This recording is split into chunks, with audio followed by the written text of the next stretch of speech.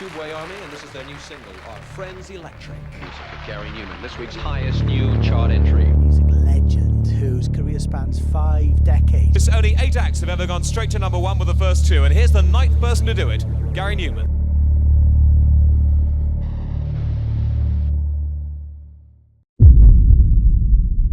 I remember sitting down with my dad, which we used to do each week, and we watched Top of the Pops, and this band came on called Tubeway Army.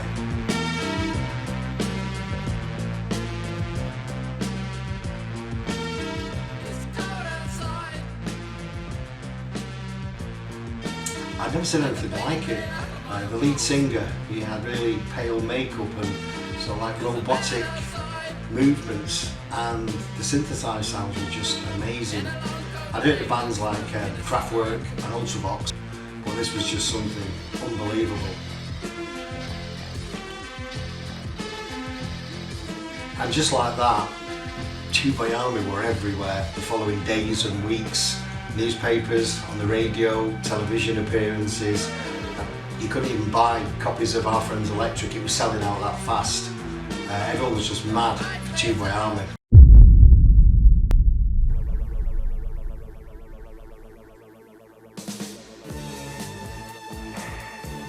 A few months after the release of Our Friends Electric, Gary decided to go solo.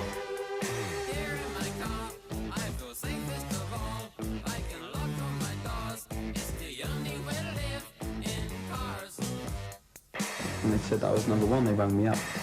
And I went into the room and jumped up and down and then sat down and watched the television, like I've been doing before. In fact, the newest thing is Gary Numan. Right. I don't know if that's happened over in Australia. Tubeway Army. But in England, he's just gone berserk. People are mad over this guy and his music.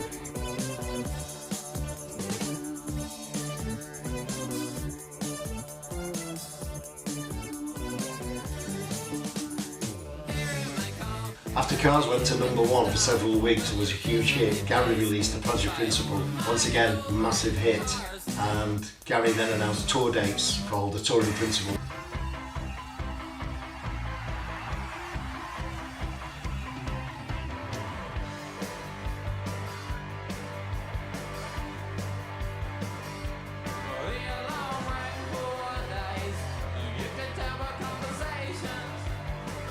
Tickets were just selling out so fast, I couldn't even get myself a ticket at first.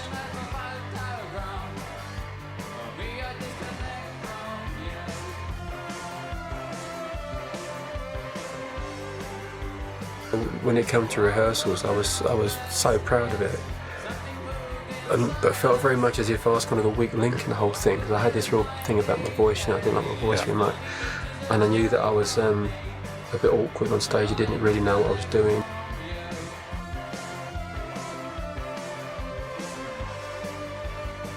We wanted to hate him. You know, we'd been grafting away writing songs since we were 16. We were like, where did he come from?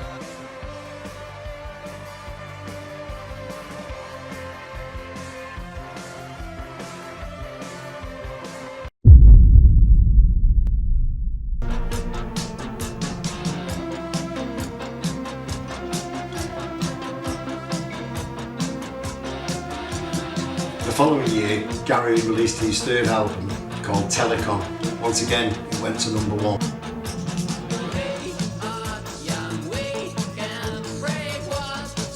Fans started to see and could spot things happening with Gary, particularly the lyrics and the songs on Telecom. It was like a cry for help, asking people to back off. You could tell the pressure was on him and he was struggling to cope with it.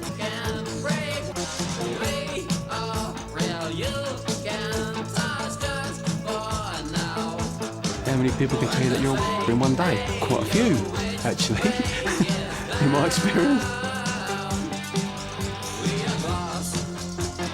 The Musicians Union, for about a year or 2, tried to ban me because they said I was putting proper musicians out of work. How offensive is that?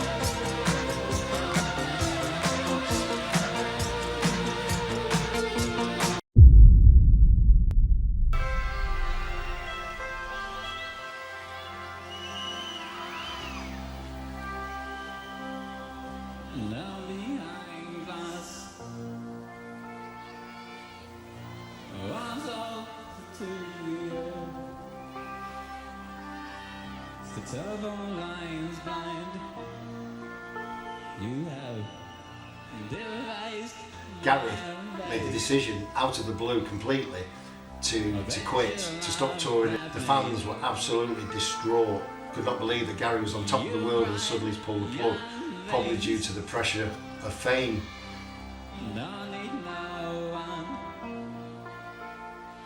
I miss you.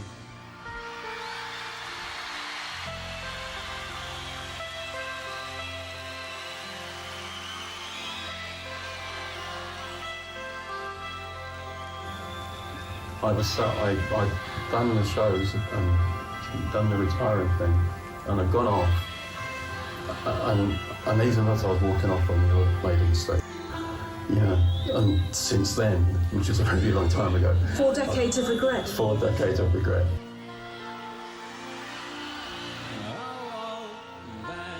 He was a lot less happy than I am now. Much less contented, more frightened, more anxious, scared of almost everything. And then when everybody had gone, it was like this, just like this, empty. And I came back out and I sat down on the front of my own for about 10 minutes and just thought, what have we done? The whole fame thing.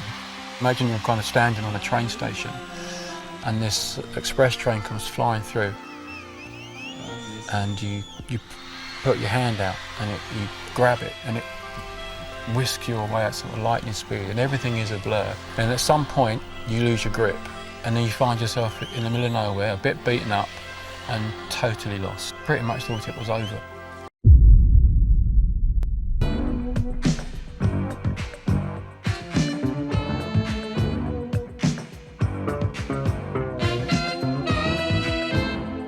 So although Gary had stopped touring, he did keep making music, and later in 1981 he released the album called Dance.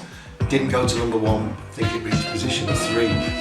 But from that point onwards, Gary's albums seemed to drop off, weren't as good, weren't as exciting, and the musical direction changed significantly in the synthesized based music.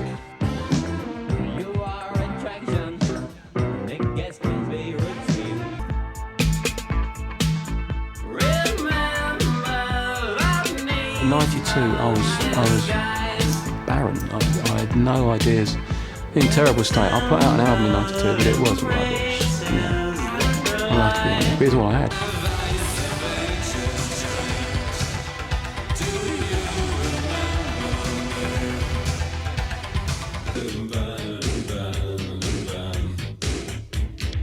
I thought I was dead and buried, actually. Couldn't give it away, couldn't give tickets away, and nobody was interested. I would have even welcomed some hostile press because there wasn't any.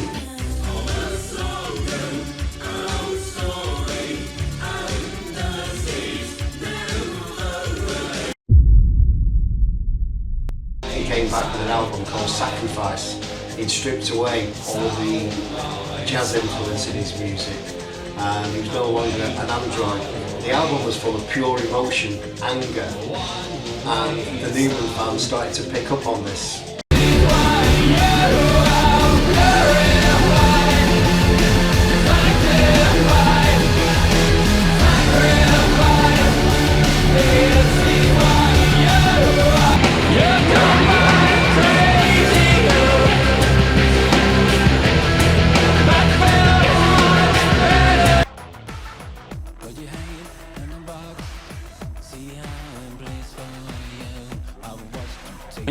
When your career starts with a big wave of success like that, I've always felt it creates like a shadow that overshadows everything that comes next. And so you spend the next 20, 30 years trying to outlive your first success. And it wasn't until the last album, the 2013 album that came out, that I finally felt that I'd done that. And I got back in the chart. Yeah, it's the first chart I'd had for 20, 30 years or something.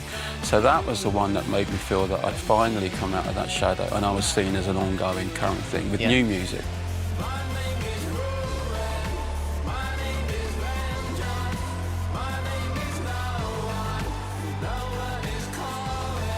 So from then to now, it's been a long period of just trying to get back to somewhere near where I was before.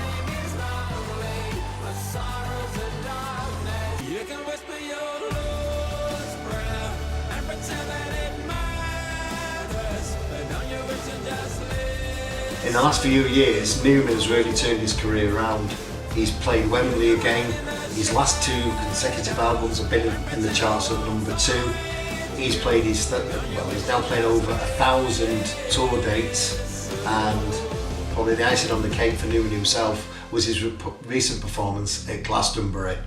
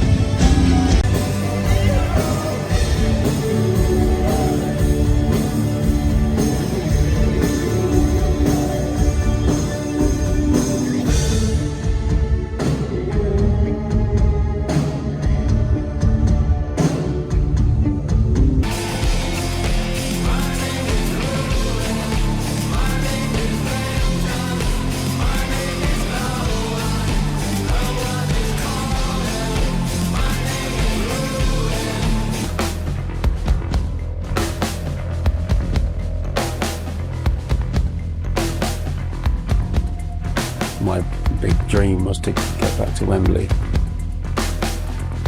How can anything live up to 4 decades of dreaming? This was this magical moment.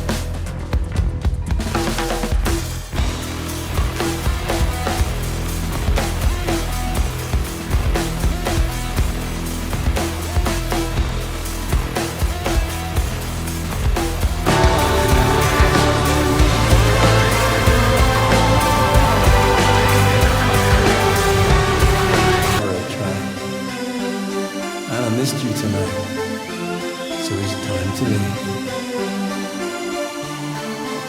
You see, this means everything to me.